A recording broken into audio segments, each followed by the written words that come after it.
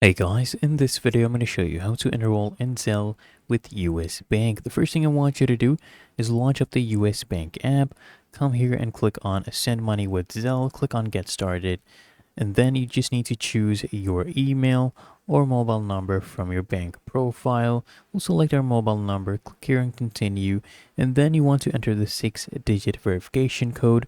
They'll go ahead and send to your phone number. Then you click here on Continue. And then what I want you to do is choose your account that you want to enroll with Zelle.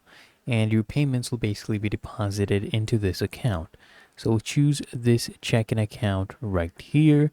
And then we can click here on Enroll. And once we do that, you'll get a confirmation saying we are enrolled.